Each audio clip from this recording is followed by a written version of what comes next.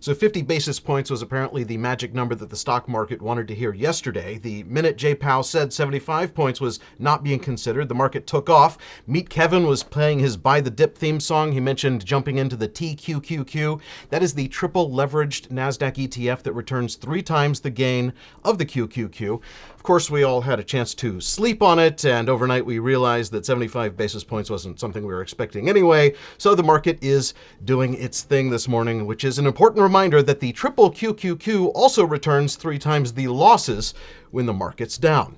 There are a bunch of these leveraged ETFs these days, both regular and inverse leveraged on just about everything from the S&P to the bond market. The experts tend to agree that these are high-risk, highly volatile investments that have no place in the typical investor's portfolio. There are all sorts of warnings about holding them overnight and how volatility is going to destroy your long-term returns.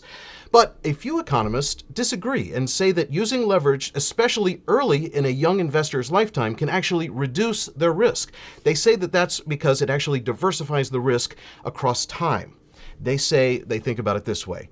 It would be really crazy if you were to only invest in the stock market for 1 year of your life, because that could be a really bad year. And because most investors have way less money to invest while they're in their 20s than they do when they're in their 50s, they're missing out on diversifying across time. So today on Dumb Money, we're going to dive into that theory and show you some data that we found on how leveraging would have worked out backtesting all the way to 1885 to see if holding leveraged ETFs is crazy or actually a way to reduce risk over time.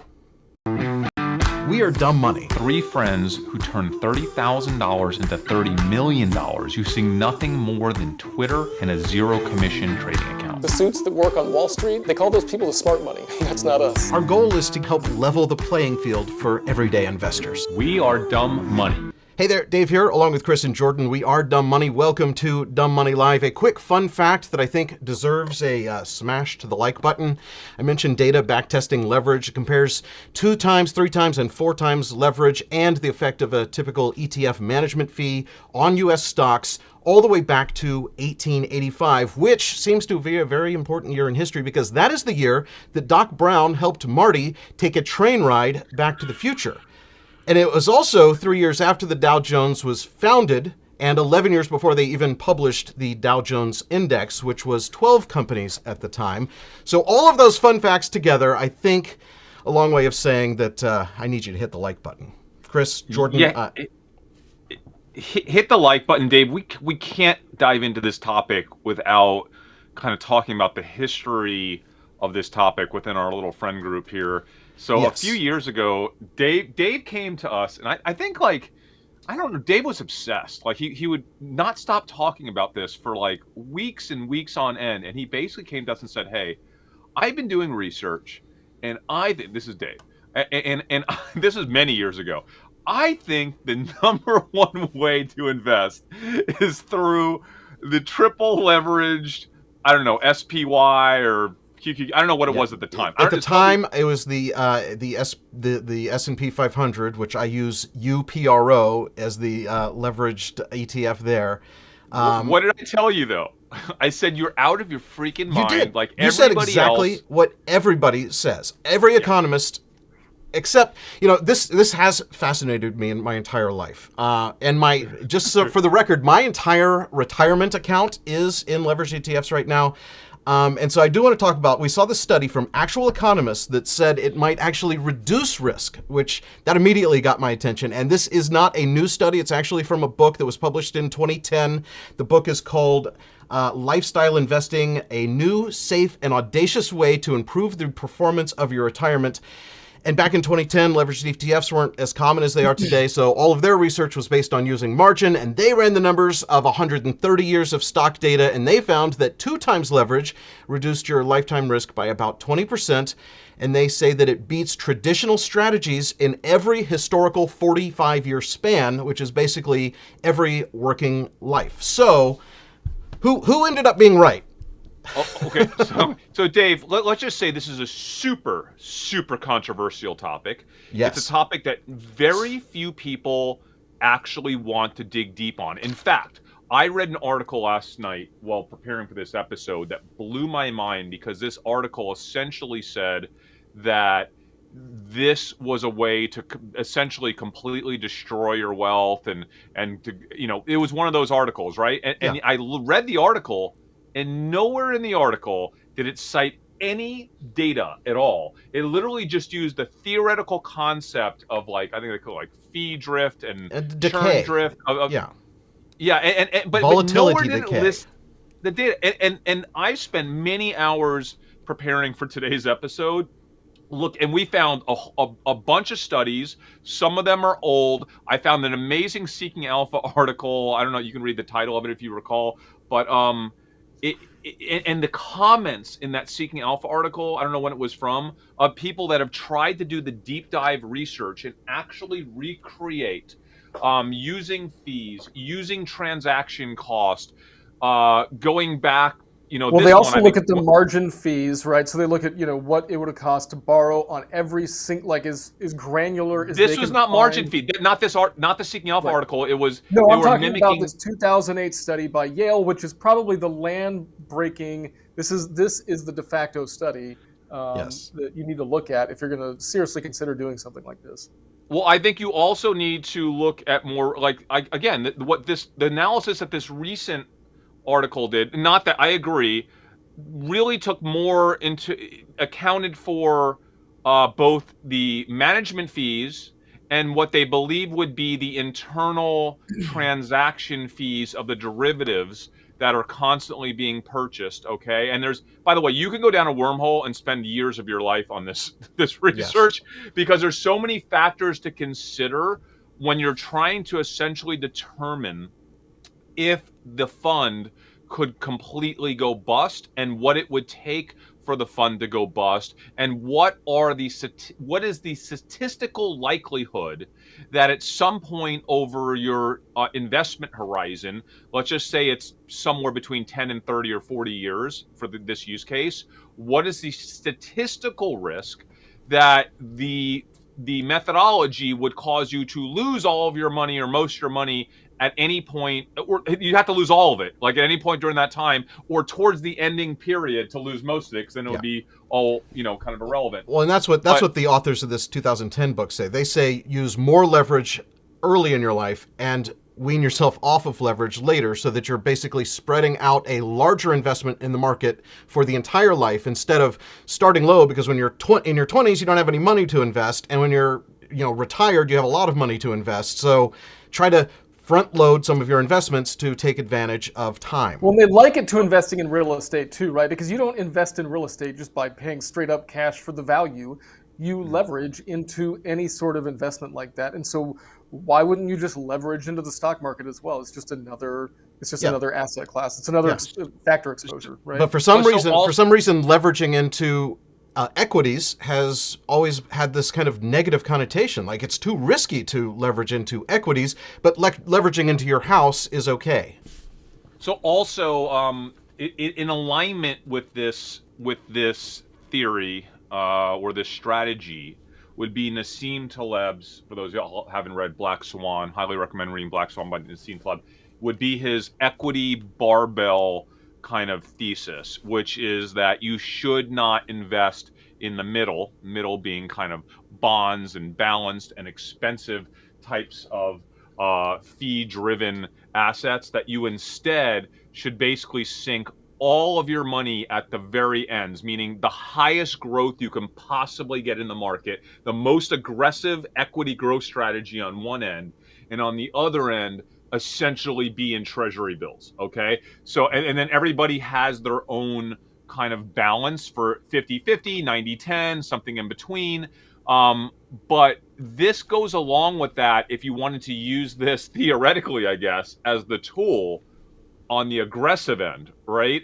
And what blew me away with that study, not yours, Jordan, but Dave's, that he circulated to us yesterday, was that they actually did really amazing analyses on the perfect amount of leverage to get the maximum benefit with a relatively low likelihood, right, of losing your money. Because if you put too much leverage in, like 4x leverage, you're going to actually perform worse and have a chance. I think it's even likely. Is it likely that you will literally lose all your money at 4x? But at 3x, they could not find a time when you would lose your money entirely. And over a long period of time, I think the best graph I saw, Dave, in that study was in modern markets, 1950 to 2009 or 2010, whenever they ended it. In modern markets, I think you, by investing 3x leverage, you essentially double your returns, right, over the course of that period. And that's a really big period, 1950. Yeah. That's that right? top chart there. The S&P 500, 1950 through 2009. You see the 1 times leverage or 0 leverage is coming in at about 7%, and 3x leverage is at 14%. Well, but 4x leverage isn't much worse either. It's not on that one, but you see some of these other ones, like the Dow 30 from 1928 to 2009 goes negative if you went to 4 times leverage. But Dave, you're not. But 1928 isn't modern, and that's what I think you're trying to say. Where is the dotted line that then factors that into a 0 fee? I thought that was super cool. Here it is. Because this is the 1885 through 2009, which is kind of ridiculous to even think about. What was trading, the 12 companies on the stock market back then. But this is the S&P 500 modern times 1950 through 2009. The dotted line shows after fees, and the solid line is based on leverage from 0 leverage across this bottom axis, 0 leverage to 4 times leverage, and it maximizes there at 3x leverage. And even after fees, it's still obviously higher than the 1x leverage and higher than 2x leverage as well. I mean, listen, guys, to be very clear, we've just been analyzing studies, other people's research. It's a topic we've been fascinated with, Dave especially, for years. Now I'm fascinated with, because I blew him off. But I shouldn't have blown you off, Dave. I shouldn't have. And I think the fact that I blew you off. I think that you probably also know that I've been fascinated with the idea of the double your money after every losing bet on a roulette wheel, which I thought I invented, but I was doing some research on that too. And that's actually a common betting system that was established in the 18th century France. It's a martingale betting system based on probabilities that you'll not lose money, because flipping a coin, you're only going to get hit tails a certain number of times. Okay. Yeah. Continue. By the way, we will put a link, Dave. Will we not put a link to this study? I'm going to put a link to all of these studies in the description. The one that I just showed on the screen with those pretty charts and graphs, the article from Time Magazine from 2009 that references the book, a link to the book itself, which I haven't read, but the summary is enough for me. Before we go further, and then also the 30-page study, a PDF that Jordan I'm sure has read. It's like 80 pages. I read about half of it. That's about all I could get through last night before I fell asleep. Okay, Jordan, before you tell us your perspective on that particular study, I want to remind everyone we're not financial advisors, and by this episode especially is super controversial topic. We're analyzing this just like you guys likely will, who are watching this today. We're not saying to do any of this. We just think it's a fascinating topic, because if this data is correct, like, I can't imagine not taking a part of my portfolio going forward from this day, especially where we are in the market today, where as much as down. 23% down in the triple Q. How far down are we in the T triple Q, Dave? The T triple Q today. Let's pull up a stock chart here. So do not take this as financial advice, because it is absolutely not. We're going through this research just like you guys are.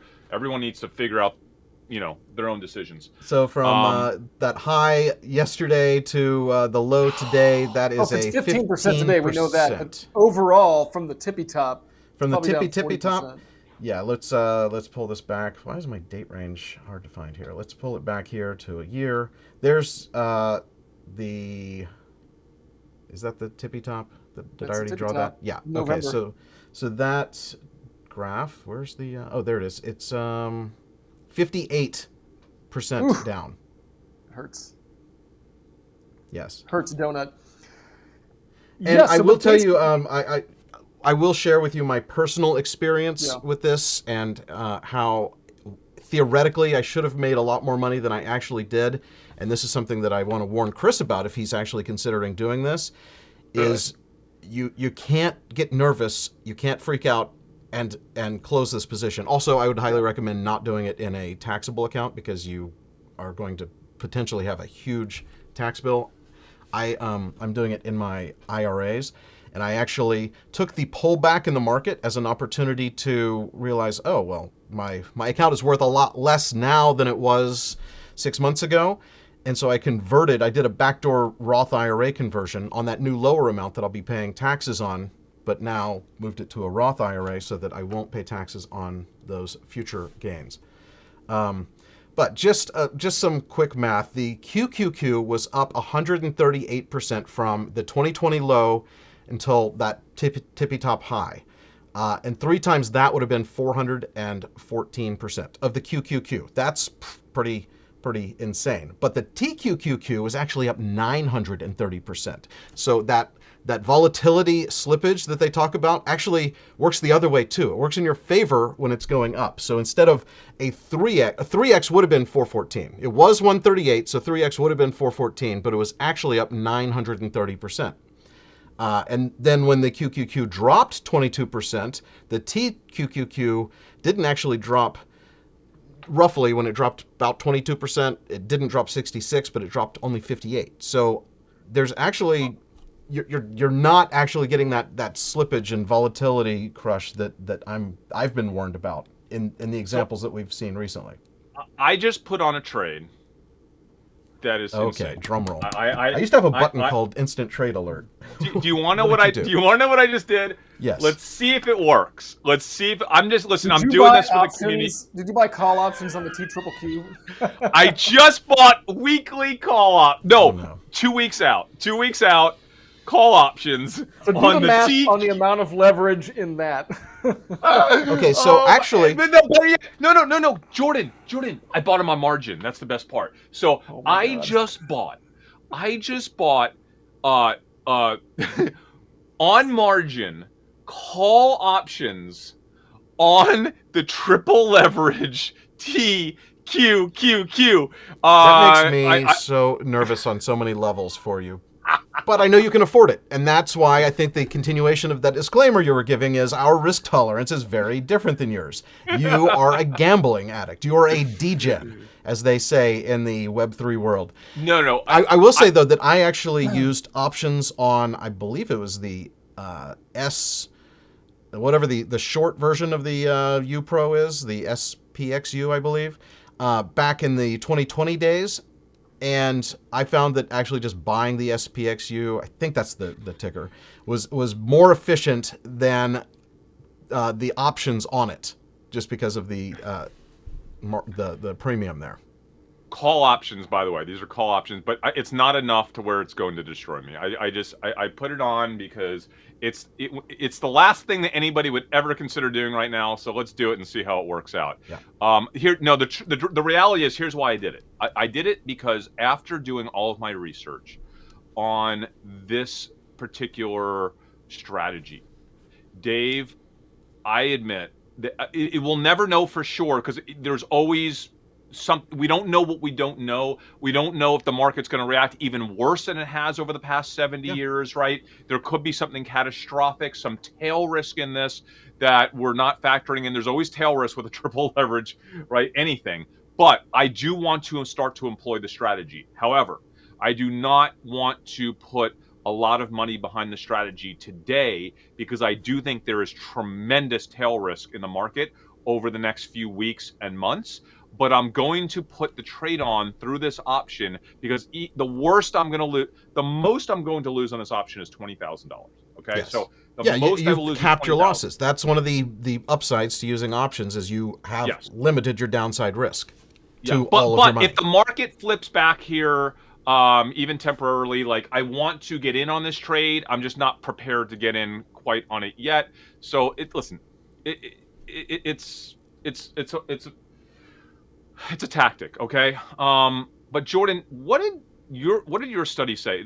Wasn't your study more about the way to really maximize this strategy is to continue to dollar cost average in over time? It basically says the same thing, right? And so the deal with it is that it's not looking at a situation like ours, but maybe a more typical situation where you're consistently putting in.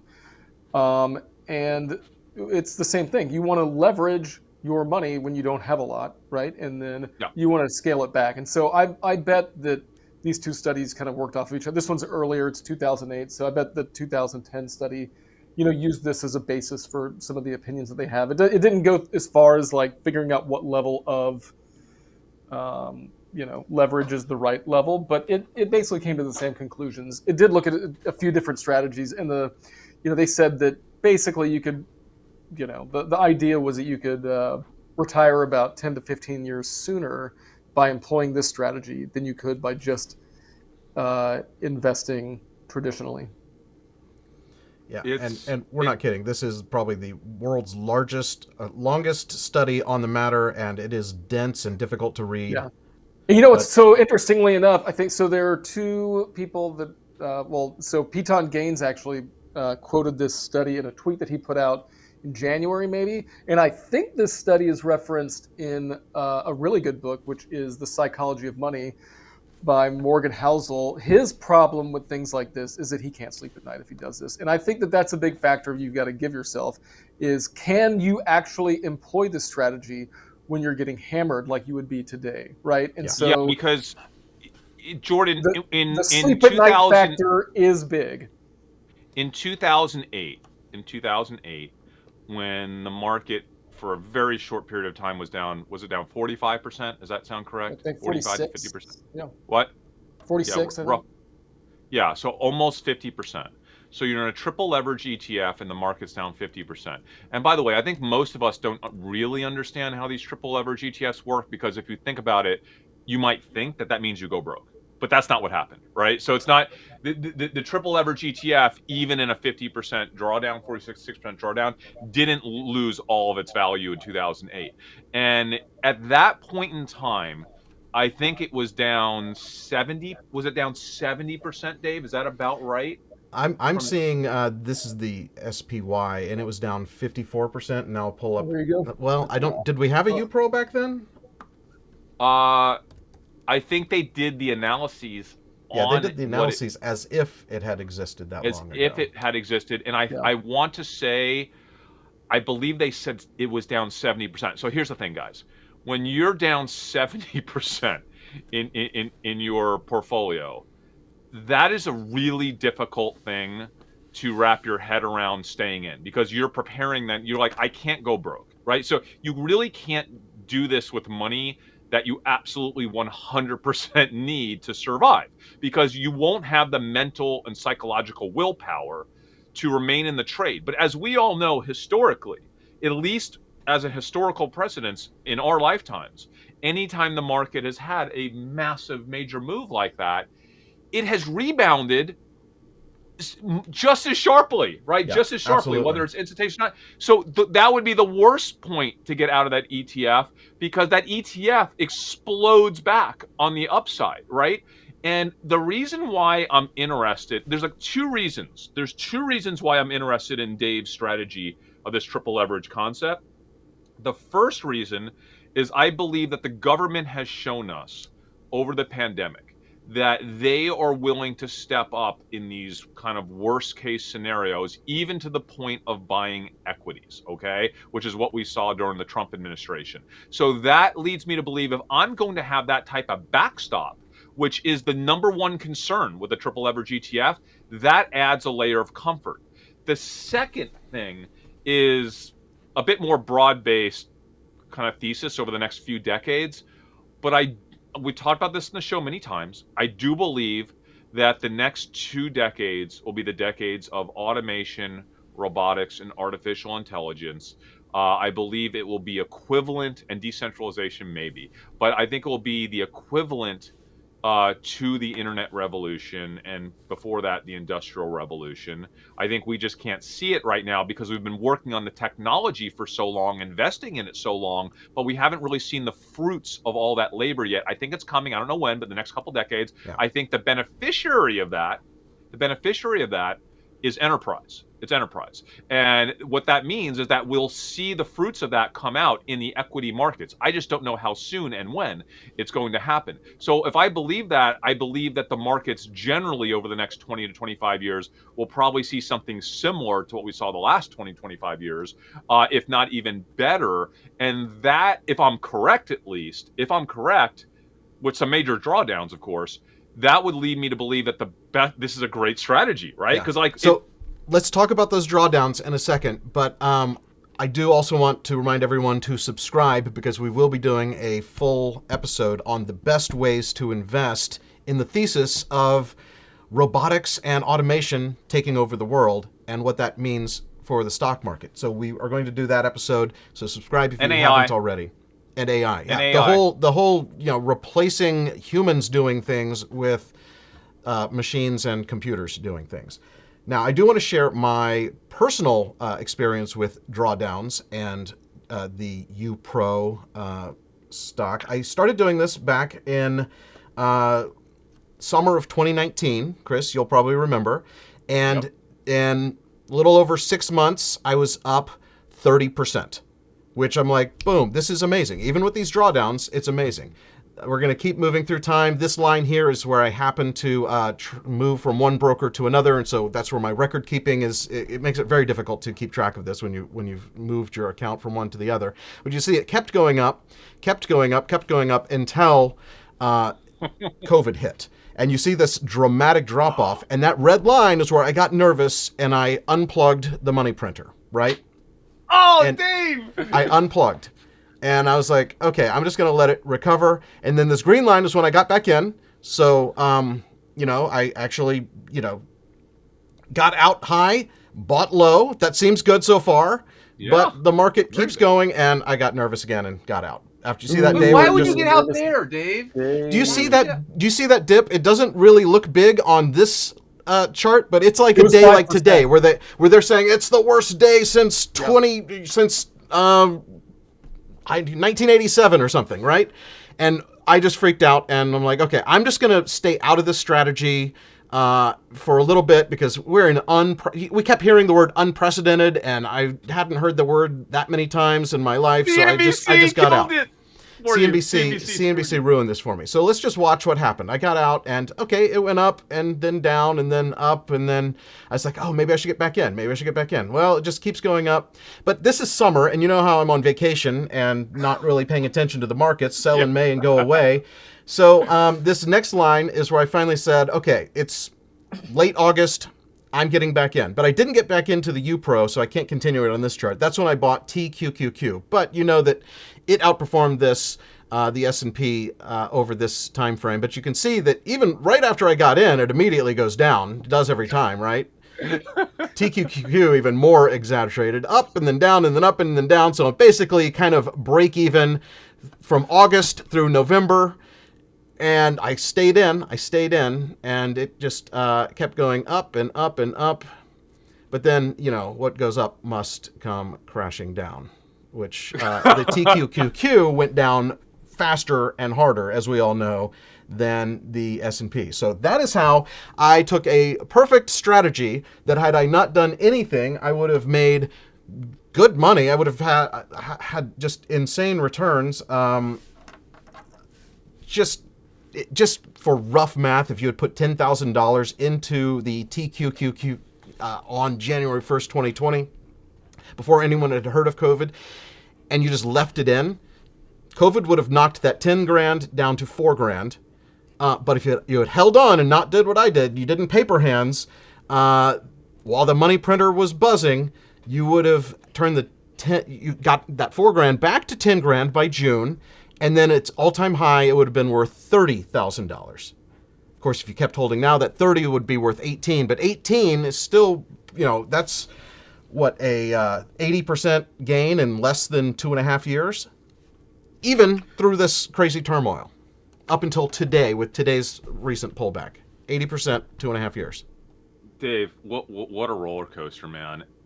I think that what makes people nervous about this strategy or just investing in the market right now is we have become brainwashed by macroeconomic trade thesis that everything is about the money printer, right? Because that's a lot of new investors, especially, that's all we've heard about since the pandemic. And because it's been the biggest storyline. We've printed more money than we have in history, and that's what led to this insane bubble. And now the bubble's burst, and now we can't print any more money. Now we're taking off, so now we're going to get equally screwed. And all of that is totally true. But there is something that does exist behind the money printer, right? And people don't understand that before that was a reality, before when that used to just be a blip on the radar, like tiny bits of money printing, right? Every once in a while, like there were actually times where massive innovation exploded valuations of all the world's industries, right? Called it the one that happened in our lifetime, at least, because we were in our 20s, was the internet revolution. And before the internet revolution, it was the technology revolution, right? And we weren't really around in the industrial revolution, but that's what it was then. Again, I firmly believe that at some point in time, I don't know when, we will get back to fundamentals, right? And the truth is, innovation drives everything. Productivity, market efficiencies, it drives everything, right? And like, I do have faith that we're making the right investments now, that this money isn't completely going to waste. You know what I'm saying? Like, there's where did most of the money go? It's nobody talking about the fact that most of the money, now a lot of it's gone to junk, of course, but a lot of it has also gone into enterprise, innovation, startups, ventures. Most of it's wasted, but so much cool stuff is happening. And like, we're seeing stuff behind the scenes as early stage investors that is simply mind-blowing, And especially with artificial intelligence, I can't stop thinking about companies that are employing tens and tens and tens of thousands of employees to basically just do administrative work. And Jordan and I are investing in an old employee of ours. I won't give out what they're doing exactly because I don't want to give that away, but they basically are using artificial intelligence to, in some cases, reduce what could be hundreds of thousands of employees from certain industry sectors by removing all of that administrative work. And like, and that's just one little tiny startup. Or just reducing it and making it less mundane, and reducing the amount of time these people have to spend. So, but it makes it more efficient. So it's great. Yeah, it makes it more efficient. And that's where value is created. But the only value that's created in that little cycle is not for individuals, unless you're invested in assets that are participating, that are benefiting directly, either the company that's developing it or all the many companies and sectors that are benefiting from that technology, benefiting from that artificial intelligence. I just went to Dave & Buster's yesterday, guys. First time post-pandemic with my kids. We surprised them after school, right? And I walked in, and Jordan, you've probably been to Dave & Buster's in the last few years with your kids, right? They have that big booth when you walk in. No? I don't go to Dave & Buster's. Are you kidding me? No. Pre-pandemic. Okay. My kids love it, dude. So we walk in, they have that huge like front counter where they have 3 employees that are selling you the cards and swiping your credit cards and then giving you a receipt and putting money on your cards. They just took it away. It's gone. Now you just walk into the game area and you find a kiosk and it's all computerized. Nothing crazy, nothing special. We're seeing this at McDonald's. We're seeing it everywhere. We know that when we order food at McDonald's now, sometimes the person speaking to us is in another state, okay? Eventually, I have news for you. It's not going to be a person. It's going to be artificial intelligence speaking to you, assuming that we even still allow you to speak in, right? But like, if you are speaking to it, it'll be artificial intelligence speaking back to you, verifying your order, right? And no employees doing that. This is happening in every industry sector, and we're just scratching the surface. In fact, teaser for next week, we have a high conviction trade episode coming next week. I teased it in my tweet, so go to @Chris Camillo on Twitter if you want to see the image of where I was when I was in the process of researching this high conviction trade. So, and it has to do with innovation, quite simply. But if you don't believe in that, it looked like you were researching equipment for opening a new Quiznos. Maybe. We'll see. But if if And what is that face? I that's what I wanted to ask you is what is going on here? Is that I your don't is know. that your YouTube thumbnel face? You sure not just creeping on that young lady that's behind you? That's Brenna. That's our events manager at our restaurant. No, she's one of the managers at Chelsea Corner, in the background there. So that gives you a little bit of hint as to where we were and what we were doing. But if you don't believe in that, what I just said, then this might not be. You might not want to be levered. You might not even want to be in the equity market, right? But Yeah, same thing. I mean, if love you this. yeah, you've this is a super high risk thing, and I can't bring myself to do it in my normal account, but I think of my retirement account as like if all else fails, I might need that money, but I don't really plan to need that money, and so let me just try to go crazy, get as much return as I can on it, and not pay taxes. By the way, So that I can, people like- are saying this all leads to UBI. I want to do an entire episode on UBI, except it's kind of political. I think UBI, universal income, basic income, whatever it's. I think it's inevitability. Whether we like it or not, whether we think it's the right thing to do or not, I'm not even getting in that political conversation. I'm just saying UBI is a matter of when, not if. I am confident. And I agree with you on that. Not on So- whether we need it or not, but just that's the direction. It may be during our lifetimes. It may be in the next 100 years, in the next 200. It's going to happen at some point. Yeah. Oh, by the way, I want to say this: we're not fighting the Fed here. By the way, I'm not putting this strategy on yet, guys. I literally dabbled with a little option today, just in case. But we are doing the research now because this is a strategy we think we want to employ. I want to employ it at some point in the near to mid kind of future, right? Like in the next few weeks to many, many months down the road. I'm not ready to employ it yet. In fact, my entire portfolio is partially hedged with a short interest on the SPY and the QQQ right now, right? So I'm not saying that I want to fight the Fed. I'm just saying at some point, and it's very hard to pick the bottom, as we all know, very hard. I'm Impossible. usually a little late to pick the bottom, but I'd rather be, just a little late, but still not, at some point you got to pick the bottom and not be afraid it could go lower, right? I like the strategy, man, and I'm going to employ it. I'm going to do it. Dave, I'm so pumped about this because, I mean, look how high we are still, right? Look how we're high we so are. high. Yeah, and this So goes high. back to 1994, so you can see how big those other dips were. And that's just on a normal scale. If we put it on a log scale, you can see that we're not that. It seems so painful. Like seeing my portfolio balance every day just makes me want to like crawl under a rock, and never look at my portfolio again, which is probably the best thing I could do. But yeah.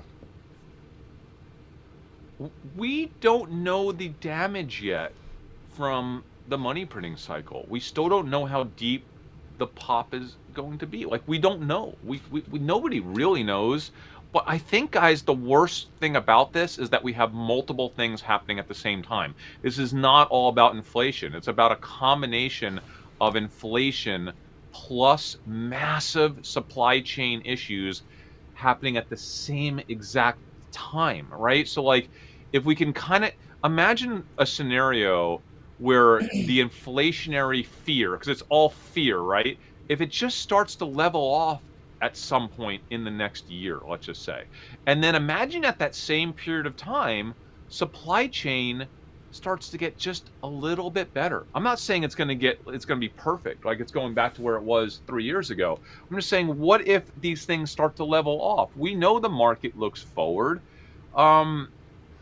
I also think election cycle, as scary as the election cycle is for everyone, because there's uncertainty, I feel that election cycle coming up in early 24, I know it's a little bit away, is going to force this administration to be friendlier when it comes to the Fed and the market, because they can't have a down market that year. We wouldn't be saying this 12 years ago, because politics didn't care that much about it, right? Now politics just plays into everything. So we know we know what's going to happen, right? The political landscape is going to cater to the market because they can't have a bad economic cycle going into election year. So I think that plays into Fed policy. I think supply chain has to get better. How could it get worse than right now? It can't possibly get worse than right now, right? Yeah. China's still shut down due to the pandemic. It's crazy. At some point, they're going to reopen up because they need to. They want to, and they need to. And by the way, don't you think we have great antivirals? We have all that. We know all the stuff. Unless we have some weird strain that comes out of nowhere that's like completely, non-stoppable with all the tools that we have in our toolkit now. How do we not get better with supply chain?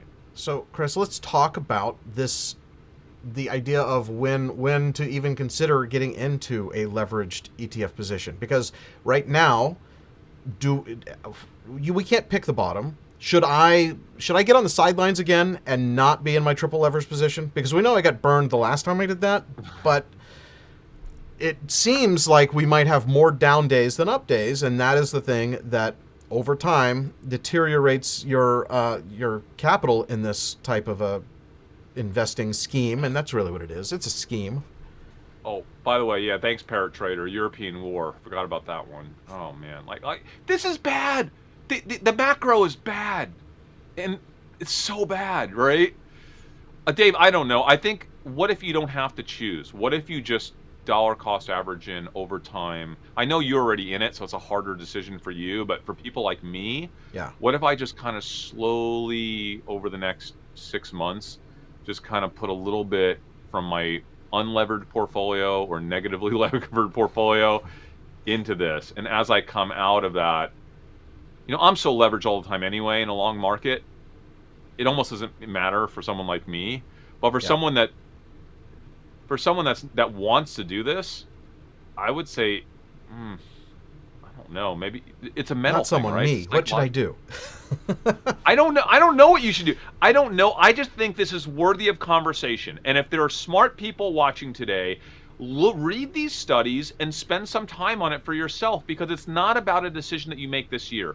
This is a multi-decade decision. This is the type of thing that if the data is correct and you employ this strategy, if the data is correct, and if you don't have a black swan scenario that is something that looks to be materially worse than we've seen in the last 72 years, right?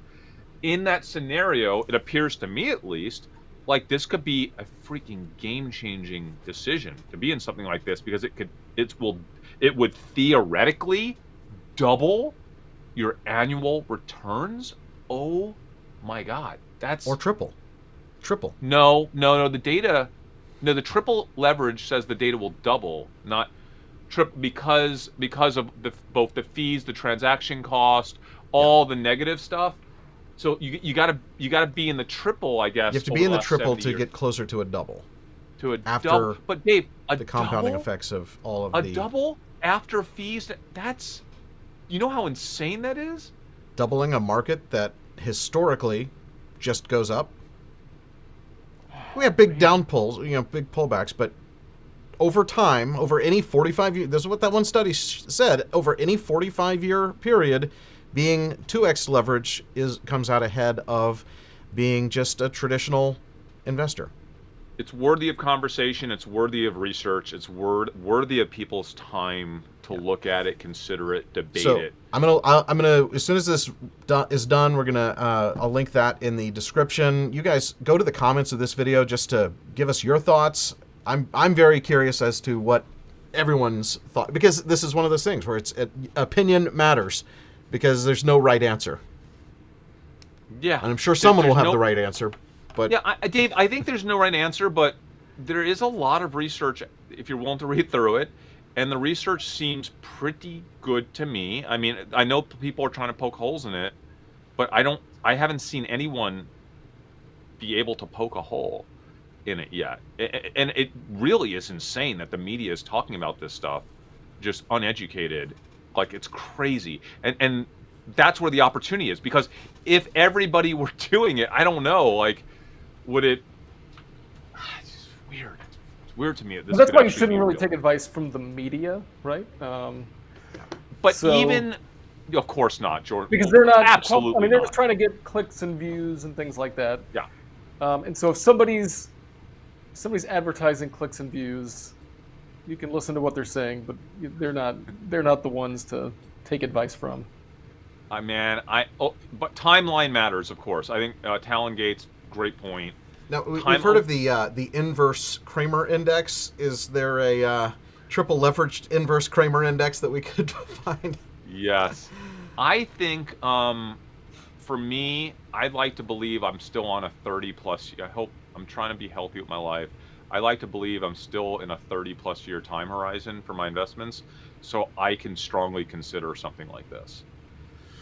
So, and I am. And if I ever get lazy and I'm not willing to stock pick anymore, but I still am greedy and I want outsized returns, like I feel like that's you, Dave, sometimes. That was my argument all along. Like, you spend so much time and effort researching and trying to find and winning on some and losing on others, and your net, you paid a lot of taxes on the winners. You, like, wouldn't it just be easier to put it on autopilot? And we know that historically the S&P does 10-ish% on average over long periods of time. What, could we just do 30? And 20, call it a day? 20, Dave. 20, Well, So John 20. McCravey or just said more. the research is likely done during a bull market. We're likely in a bear market right now. So the paper that I've got, I think they went back into like the 1860s, and even though these products didn't exist, they estimate what it would have been like and what the borrowing rates were and all of those things. And so it's over a span of, a really long time, over 100 years. Yeah, and I think that those results are a little less relevant than more modern times, because It's tough, right? It's tough. Since the 1929 era, right? We've had a very different looking market. We've had a different Fed. We've had, the 50s on, or a lot of the studies I was reading were based on 50s through 2009. I haven't really found anyone talking about this since about 2010. Which is interesting. But Dave, that study that ended in 2009 was interesting. Like, you got the 2008 in there, which is super important, right? Like, super important. Without getting 2008 in there, it's kind of worthless, right? So 2008 was a big deal. Big deal. And by the way, I'll remind everyone, there is black swan tail risk in the market, even with governments trying to support things. We have no idea what is going to happen in the next 30 years. We could have a 70% market drop issue. And I want to say at 70%, this thing completely pummels and could be at risk. But again, you're not putting a portion of your net worth that you would not gamble with. You're doing this Dave, also, with your highest risk that portion of your portfolio. In the comments of the Seeking Alpha article, I recommend everyone read the Seeking Alpha article and then look in the comments, because the comments, there was a guy that did a bunch of research, and there was a debate going back and forth.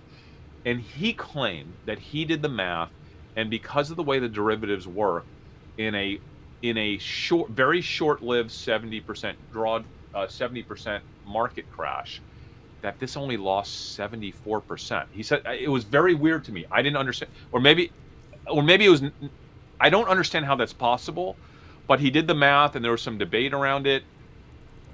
Smarter people than me should look into this. But I like the risk reward. I do like the risk reward based on the data for someone that doesn't want to spend a tremendous amount of time stock picking. Now, I'll probably be the guy that's going to just stock pick forever, and then I'll lever in on those stock picks. So, I probably won't. This probably won't be a big part of my portfolio, but I kind of want to do it as a social experiment or an economic experiment. I just want to have it. That's what I thought of it as. Play with my retirement accounts, because that is, I'm really hoping that I don't need my retirement accounts. Yeah.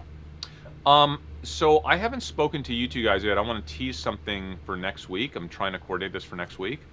But we're going to do a Dumb Money Twitter Spaces, assuming that you guys are available next week. I will be in Disney until Wednesday. A guy who basically is the grandfather of venture capital. And I sat in on a private Zoom session. This person started one of the very first venture capital funds, I don't know, 70 years ago, that grew into a $60 billion fund. I won't give out his name now. Or maybe I will. Alan Patrikoff. And I have never been so blown away by an individual. And I was just like, we got to get this guy either on the show or on Twitter Spaces. I think Twitter Spaces might be the right place rather than having him on the show. But if you want to have him on the show, we can do that too.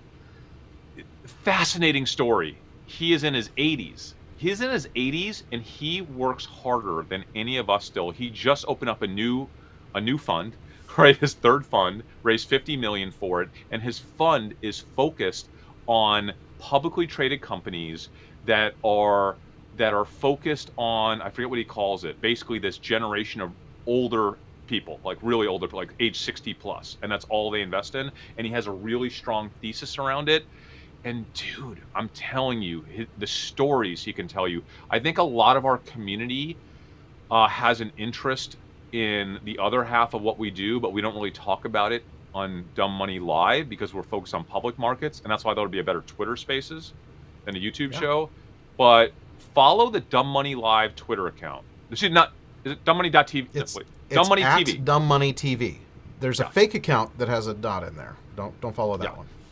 Because I promise you guys. Go to dumbmoney.tv, the internet website, dumbmoney.tv, to find all of our actual socials, because there are a lot of spoofers out there trying to rip people off. He just wrote a book in his 80s called No Red Lights, and that's what he's kind of doing the speaking circuit for. But we'll do that Twitter Spaces next week, guys. That sounds good. I also need to remind every single person watching right now that I know that 2/3 of you have not hit the like button. I'm able to do that math in real time. So, come on, everybody. Let's hit the like button. Let's I want to leverage see a big that flurry like of button. likes. Leverage it 3x. 3x. Can we? Let's leverage that thumbs up. All right. Everything else good? You seem like you're having some difficulties there, Chris. He's just falling apart. Classic. Well, he can't hear you right now because his earpiece is out. He can't get it to work either. All right. That's going to do it for this one. We are Dumb Money. We will see you next week.